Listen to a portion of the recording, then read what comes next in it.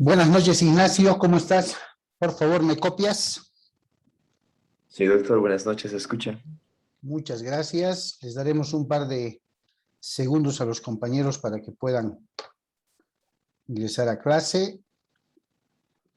Y continuamos con el tema que habíamos quedado. Dime, Ignacio, estoy viendo levantada tu mano. Gracias, doctor. Le puedo hacer una pregunta así fuera del tema, pero sí que es de civil. Eh, Adelante. ya, va así. El otro día estaba hablando con un compañero igual que está en la carrera y no sé cómo tocamos el tema de que en el proceso de familia, digamos, para, sí, no sé si contaría como un agravante, digamos, en este ejemplo, digamos, un padre y una madre se separan, ¿no? Y hay un hijo de por medio. Jamás el hijo ha sido, nunca se han casado, pero el hijo es reconocido.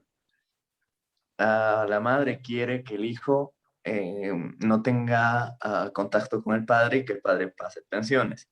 ¿Con qué, entre comillas, agravantes? Es la pregunta. El padre tiene dos denuncias, o una, no sé, depende, ¿no? Sobre agresión a, a una, sobre agresión hacia una mujer, digamos. ¿Eso puede contar como agravante para poder realizar ese proceso o nada que ver? O sea, por el hecho de que su padre ha sido agresivo con una mujer u hombre y tiene una denuncia sobre eso, ¿podría la madre utilizar eso como agravante para poder quitarle la custodia, se podría decir, la custodia compartida? No utilizaría el término agravante, pero sí es pertinente utilizar que el hecho de que tenga una denuncia por violencia física, psicológica o económica hacia otra persona, peor si es mujer, constituye un antecedente para que la otra parte pueda aprovechar aquello y manifestarle al juez del proceso que debido a ese antecedente no existen las garantías de que esta persona pueda brindar un ejemplo de vida a sus hijos y que existiría la duda razonable de que en cualquier momento podría portarse violento con ellos. Ante esa versión, llamemos así, el juez en familia, en materia familiar, es el convocado, es el habilitado para poder precautelar el interés superior de los menores, de los niños, conforme establece la Constitución. Mínimamente, lo que el juez haría con seguridad es ordenar que se hagan valoraciones biopsicosociales o por lo menos psicosociales a la persona. Sociales desde el punto de vista de que la Defensoría, obviamente con la orden judicial, visite el lugar donde vive, la vivienda, ¿no? Esto se hace ¿para qué? Para verificar si en el ejercicio de su derecho de visita cuáles son las comodidades mínimas que les puede brindar a sus hijos o a su hijo. La psicológica va al tema de la persona, del carácter como tal, qué tipo de personalidad tiene. Y si el informe emitido por el equipo especializado de la Defensoría, remitido al juez del proceso, recomienda que no es pertinente de momento que el padre ejerza visita a los hijos, porque previamente debe pasar por una terapia, ya sea psicológica, familiar o en su caso asistir a la escuela de padres a hacer un curso y previo informe recién el juez autorice las visitas a sus hijos, sí. El tema de violencia, de contar con procesos, si bien no están todavía con sentencia ejecutoriada, pero si genera suficientes indicios en la autoridad judicial, tratándose de que los hijos son menores, además, si genera la convicción de una duda razonable, ¿no? Incluso autorizando las visitas, hay distintas modalidades en las que los jueces autorizan. Ejemplo, que sea en el domicilio de la madre. Si la relación no es buena, esa opción no va. Que sea bajo supervisión, ya sea en la defensoría, ¿no? A una determinada hora, hasta una determinada hora. O definitivamente, de momento, restringe el derecho de visitas hasta que culmine con esas terapias, culmine con el curso de la escuela de padres y todo lo demás. Agravante no, pero sí un antecedente que puede calar mucho en la convicción del juez. Gracias, doctor. Entonces, sería más como un... Ok, lo que mencionó se me fue la palabra. Pero gracias. Ese error de decir agravante era mío. Ok, Sí, gracias. un agravante es ya cuando algo está en camino, por decirte, ya se le ha autorizado un derecho de visita, en un ejemplo típico, está ejerciendo la visita y de pronto tiene una denuncia, surge una denuncia por violencia y contra una mujer o contra menores, digamos, otras personas. Entonces, la mamá del niño, de los niños, de los menores, puede parar las orejas, como decimos, y decir, wow, acá puede pasar algo. Informa al juez y pide se restrinja las visitas hasta no tener los informes necesarios de las valoraciones que solicita que se hagan a la persona, en este caso al papá, para verificar si realmente hay la suficiente garantía de que en el ejercicio de su derecho de visita no va a existir ningún elemento de violencia contra los hijos. ¿Ok? Ok, gracias, doctor. Listo. Muy buenas tardes a todos, chicos. Vamos a continuar con el tema abordado el día, la pasada clase. Estuvimos estudiando el tema de las servidumbres como uno de los derechos reales sobre cosa ajena después del usufructo, ¿cierto? A manera de retroalimentación, establecimos que este derecho real sobre cosa ajena tiene que ver con el aprovechamiento de uno de los fondos llamado fondo dominante en relación al otro llamado fondo sirviente. Y tiene que ver con temas específicos, conforme vimos el documentalcito de apoyo y posteriormente abordamos nuestro material, en establecer de manera categórica que en el tema de las servidumbres, los sujetos que van a concurrir se denominan fondo dominante, ¿ya? Y fondo sirviente. La servidumbre, habíamos dicho, constituye una especie de carga o gravamen, de un inmueble sobre otro inmueble. Necesariamente para hablar de servidumbre, de aprovechamiento lógicamente, estamos hablando exclusivamente de bienes inmuebles con preferencia, ¿ya? Y estas situaciones de las servidumbres, conforme vamos a verificar más adelante, tienen que ver también exclusivamente que se deben a circunstancias especiales por necesidad, ¿no? Manifiesta o no, de un inmueble que requiere que otro inmueble le preste cierto servicio. Por eso viene servidumbre. ¿Listo? Lo que no tenemos que olvidar es que, y además va a ser pregunta de examen, es que dentro del derecho real sobre cosa ajena, denominado servidumbre, ¿sí? Van a concurrir dos inmuebles. Tienen que haber ineludiblemente dos inmuebles, dos actores. Uno denominado fondo dominante y el otro denominado fondo sirviente. Bien. ¿Cómo se clasifican las servidumbres? Conforme dispone el artículo 255 del Código Civil, los clasifica de la siguiente manera por su contenido. ¿Ya? Primera clasificación. La distinción de esta clasificación parte de que concurra o exista o no un hecho que deba soportar el titular del predio o del fondo sirviente. ¿Qué quiere decir?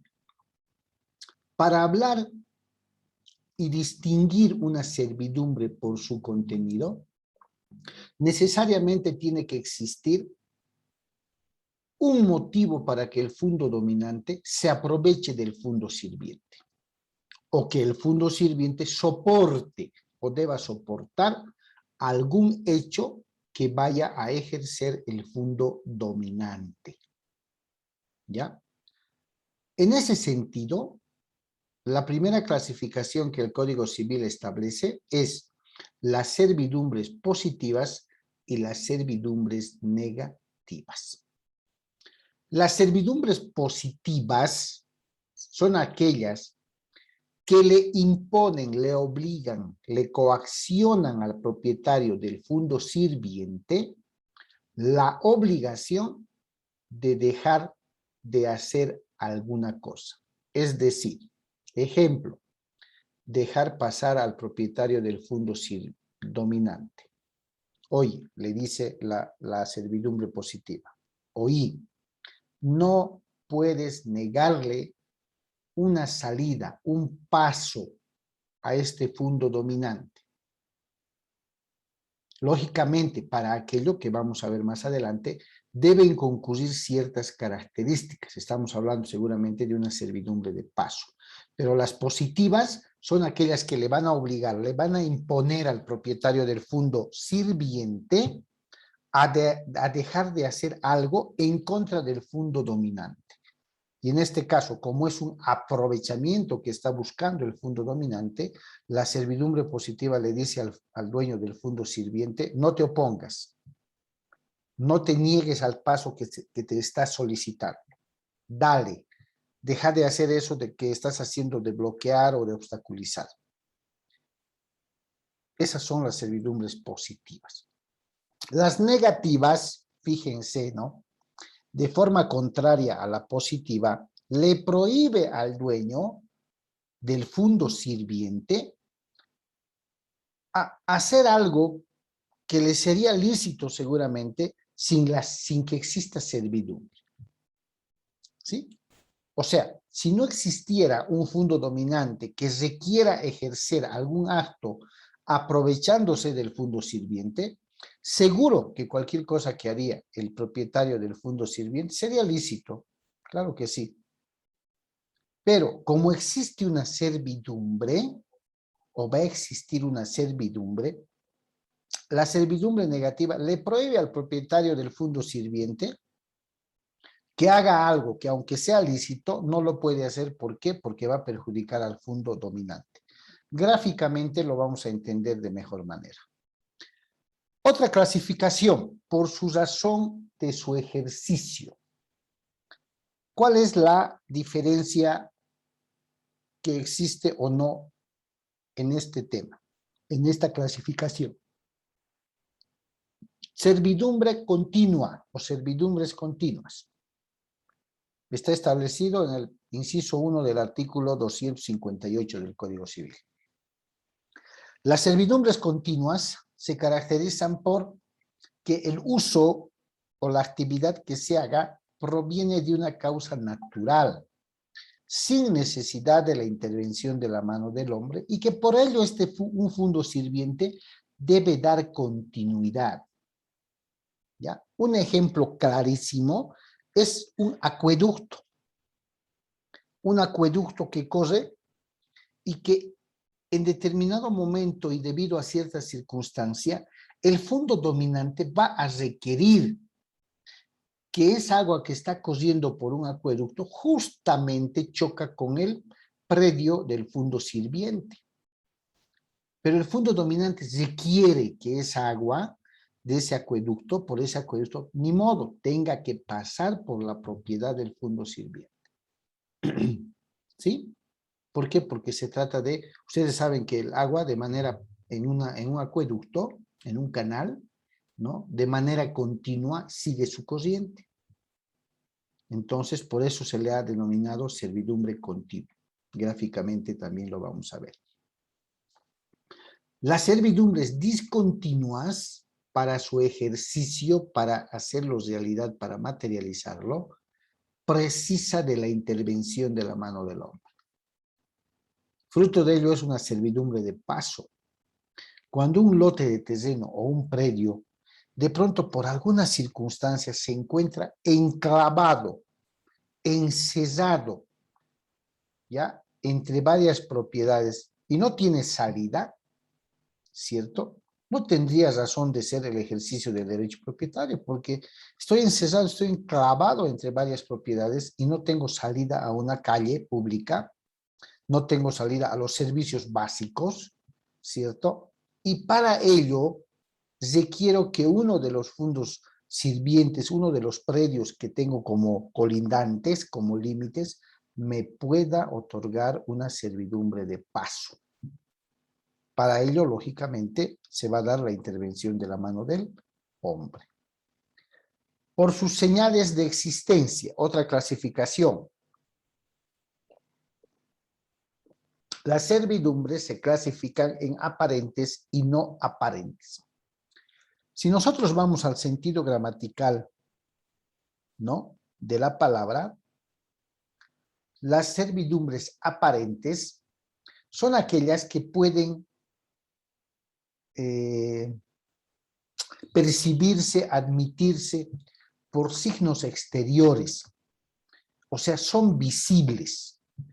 El signo exterior puede encontrarse tanto en un fundo sirviente como en un fundo dominante, pero ha de poder ser observado desde aquel, es decir, desde el dominante, aunque solo sea parcialmente. ¿Ustedes saben lo que es las luces vista?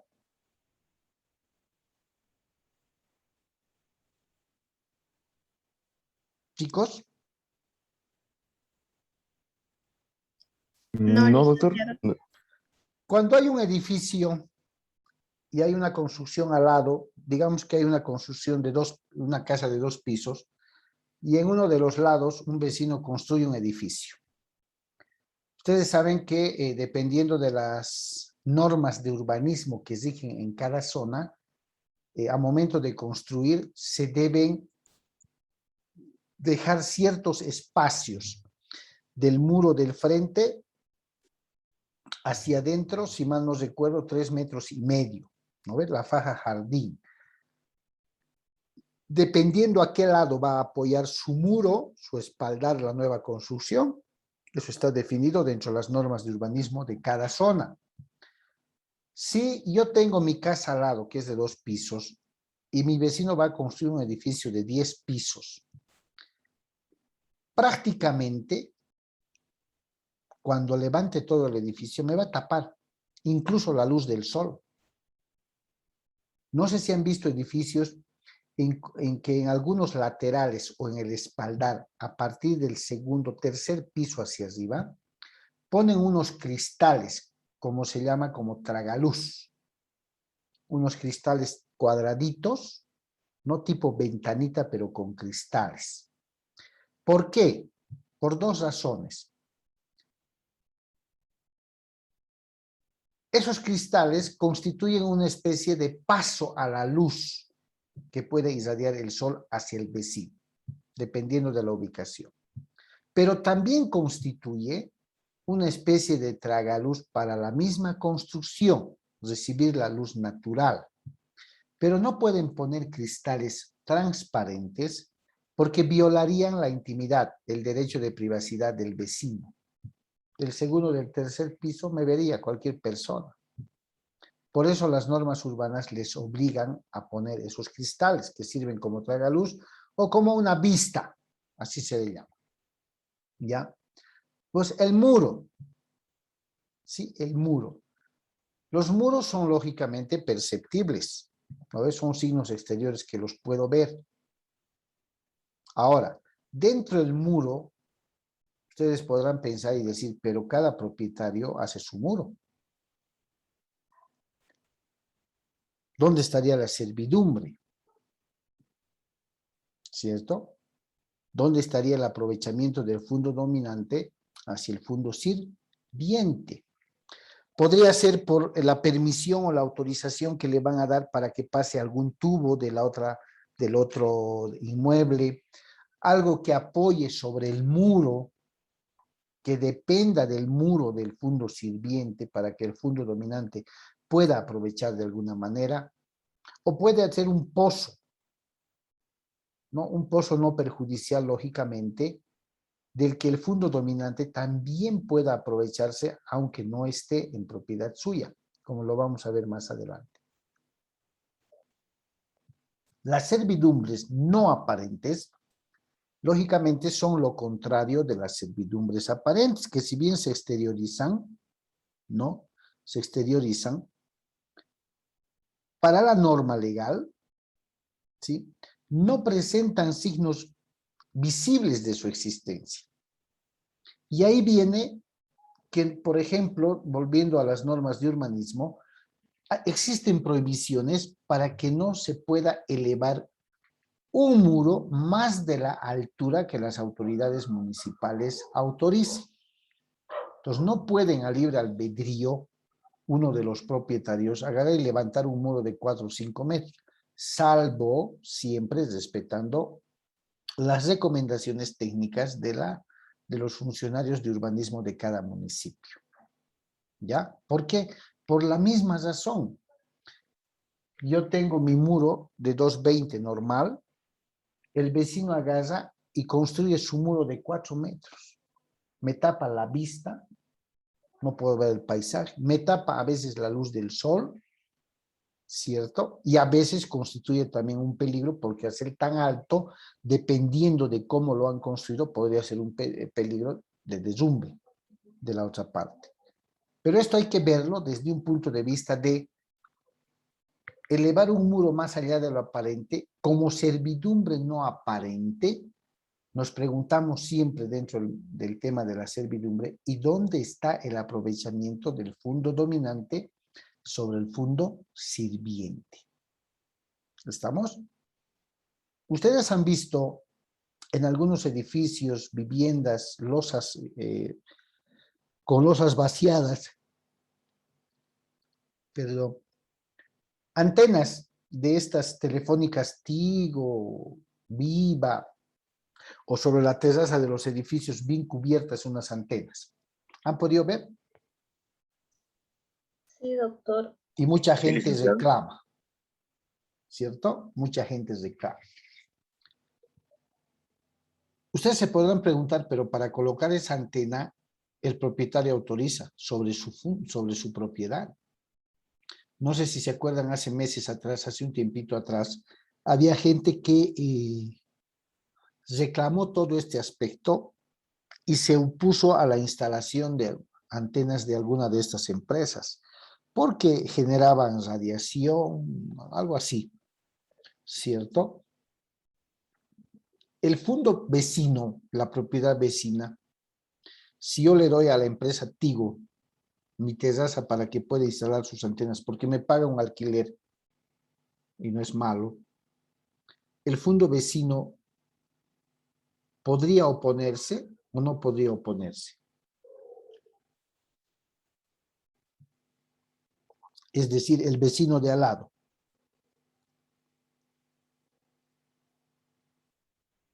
¿Podría o no podría?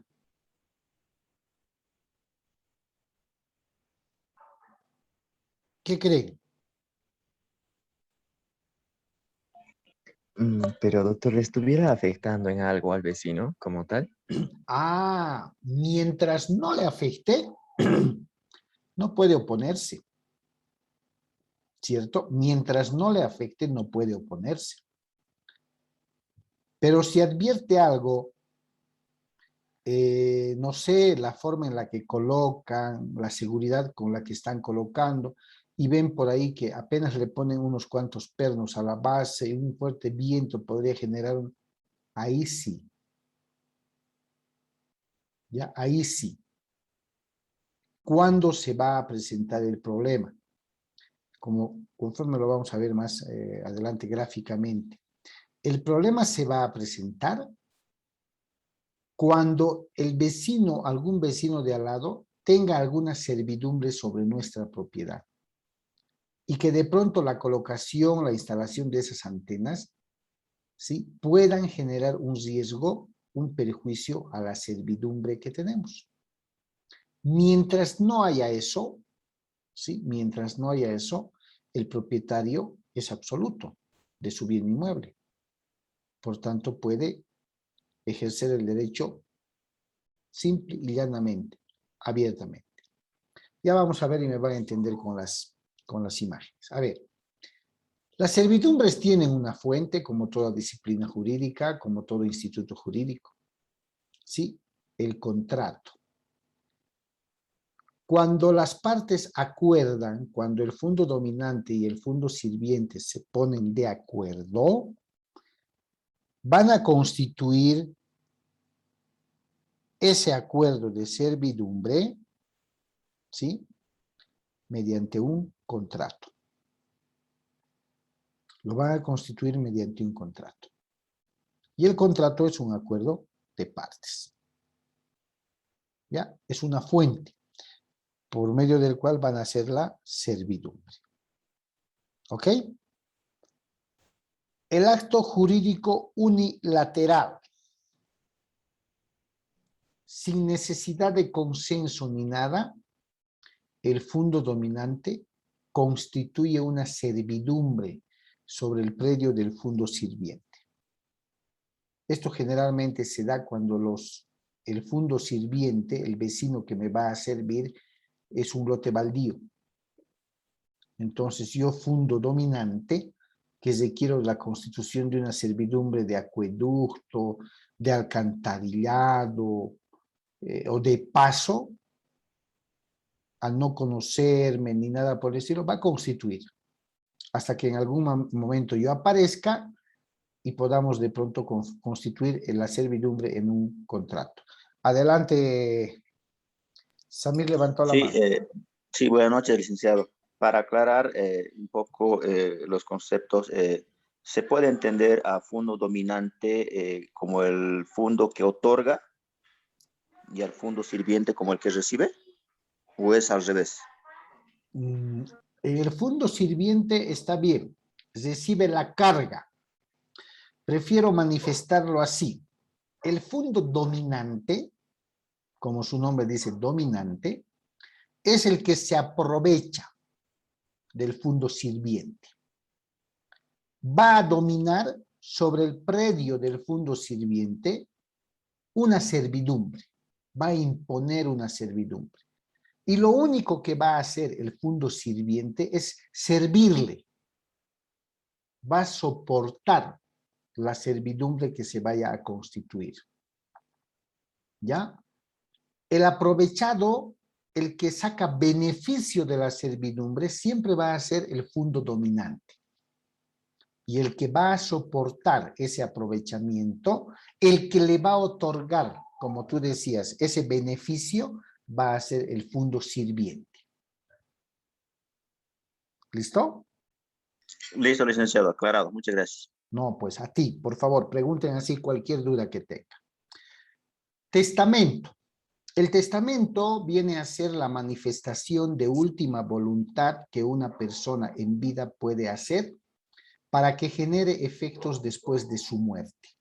¿Ya? Ese es el testamento. Básicamente, manifestación de última voluntad. ¿Se puede constituir algún tipo de servidumbre en testamento? Sí, ya sea de la parte del fondo sirviente o ya sea de la parte del fondo dominante. Se preguntarán por qué, cómo. ¿Ya?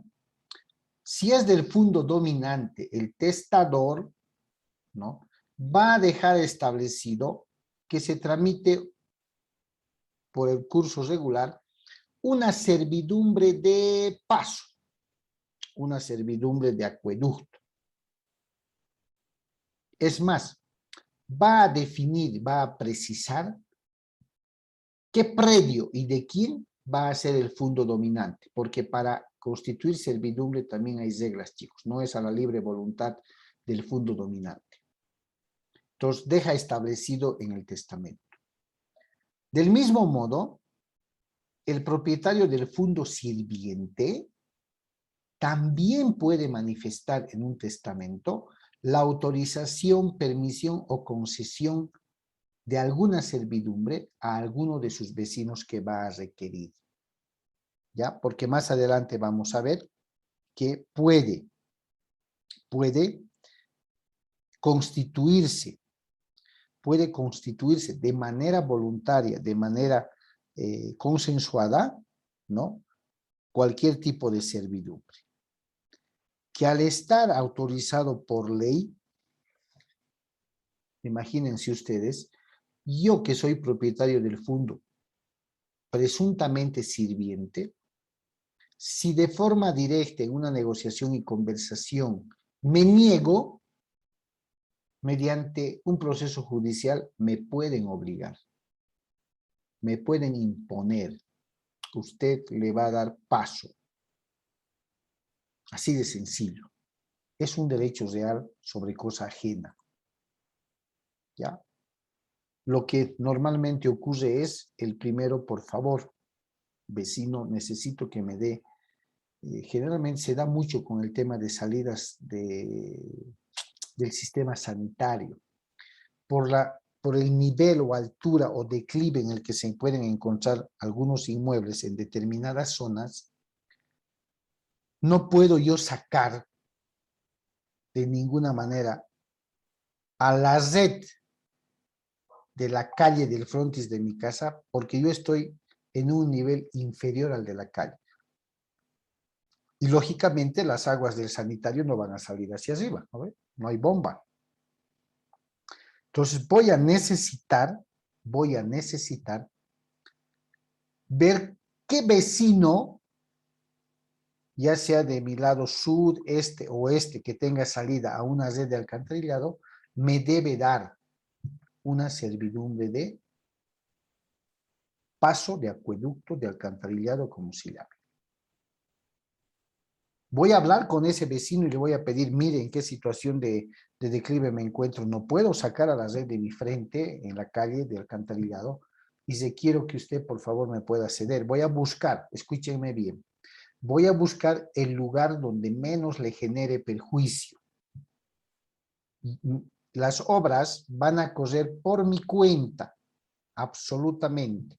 Y voy a dejar su propiedad como si no se hubiera tocado absolutamente una piedra. Y el vecino me dice, no quiero. Usted no hace nada en mi propiedad. Medida administrativa. Voy a la alcaldía y pido se realice una inspección. En la inspección les muestro de que me es humanamente imposible sacar mi sistema sanitario, el sistema de alcantarillado, ¿ya? Y requiero que este vecino, porque es el más cerca, hay mejores condiciones para que yo haga las obras y la red está precisamente ahí en la cámara en su puerta, tengo que sacar por acá. Entonces las alcaldías también intervienen, hacen la inspección técnica, emiten un informe y dicen sí, es viable. Pero si el propietario del que quiero que sea el fondo sirviente no acepta, no me va a quedar otro camino que iniciarle un proceso judicial, ¿cierto? Para que un juez no le pida por favor, sino simplemente mediante una sentencia, una resolución judicial, ordene. Que lo vamos a ver más adelante. Otra fuente de la servidumbre es la prescripción. ¿Quién podría decirme qué es la prescripción, chicos? Que ya lo conocen ustedes.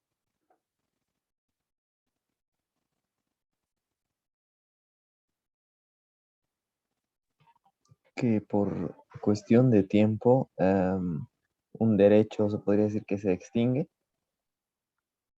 Muy bien. Perder un derecho por no ejercerlo en un determinado tiempo. Y ustedes se preguntarán, ¿por qué la prescripción es fuente de una servidumbre? ¿Cierto? Porque si el propietario, generalmente en los lotes baldíos, no ha reclamado, no ha observado, no ha pedido una explicación sobre que se ha enterado de que por un costado de su lote han hecho una zanja, han enterrado tubería que salga hacia la otra calle y después lo quiere hacer de un determinado tiempo, no puede. Porque por el transcurso del tiempo y el no haber ejercido su derecho de reclamo, de impugnación, de lo que sea, la servidumbre se ha consolidado. No sé si alguna vez han escuchado, y pasa en muchas zonas, de que un determinado predio no puede sacar ni siquiera su instalación sanitaria de aguas de lluvia, digamos, no solo torrenciales. ¿Por qué? Porque cada que llueve por el declive que tiene, se inunda.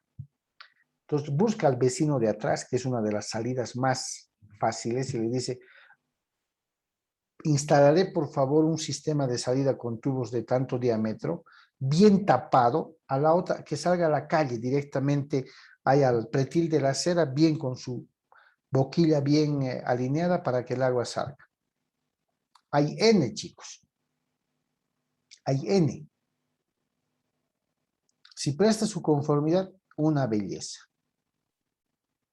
Si no has reclamado ni ha dicho nada cuando no estaba él, la prescripción genera la consolidación de la servidumbre porque el derecho se ha perdido.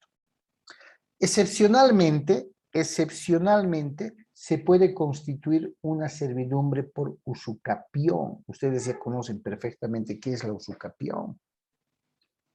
Y se preguntarán, ¿pero cómo? Si para la usucapión necesito una figura que es la posesión, y dentro de la posesión necesito que tenga los 4 requisitos. Sencillo, puede ser que mi lote, mi inmueble esté enclavado entre varios otros inmuebles y yo no tenga salida, porque estoy al medio, como Cochabamba más o menos en el mapa de Bolivia. Para yo salir a la Argentina necesariamente tengo que pasar por otro departamento, ¿sí o no? Para salir a Brasil, lo propio. ¿Cierto? Porque estoy en el corazón de Bolivia. En materia de derechos reales, ¿no? Y en este caso la servidumbre, el hecho de que yo por un determinado tiempo, de manera continua, pacífica, pública, he usado como paso, como pasaje de 3 metros, por ahí metía mi carro, porque no había nadie en el terreno. ¿Puedo constituir acaso servidumbre por el efecto de la posesión mediante la usucapión? ¿Puedo? Puedo. Nadie me ha molestado. Nadie me ha dicho nada. Pero estoy consciente de buena fe que lo único que he querido constituir es una servidumbre de paso. ¿Ya? Bien, vamos a ver. Dentro de las servidumbres también existe una clasificación de las voluntarias y las forzosas. Las voluntarias no hay mucho problema, no hay mucho que dedicarle. Las que sí son necesarias y merecedoras de dedicarle un tiempo son las servidumbres forzosas. A ver, si ustedes dan la posibilidad de constituir un acueducto, ¿creen que va a ser temporal o creen que va a ser definitivo?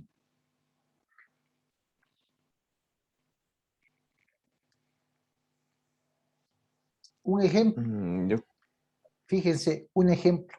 Se establece servidumbre forzosa perpetua para siempre, quiere decir, de acueducto en favor del proyecto multipropósito San Jacinto, conforme establece el artículo 266 del Código Civil. Esa servidumbre va a incumbir sobre todos los predios, inmuebles, terrenos de personas particulares, individuales o colectivas, así sean estatales, que estén ubicados dentro del perímetro de la obra, para la construcción de canales, tendido de tuberías, líneas de energía, depósitos de regulación, planta de bombeo, caminos de servicios, mantenimiento de obras y demás. ¿Alguno de ustedes ha visto alguna vez o de pronto le pasa en su casa que el FEG viene y apuntala un poste con un tensor que de pronto está en su casa, lo instalan en su casa? ¿Han visto alguna vez? Sí, licenciado. ¿Y se podrá hacer eso? Yo soy propietario. A ver, se va a cortar, chicos, perdón, se va a cortar en un par de segundos. Voy a cerrar aquí la primera sesión y en 2 segundos les paso el nuevo link, por favor.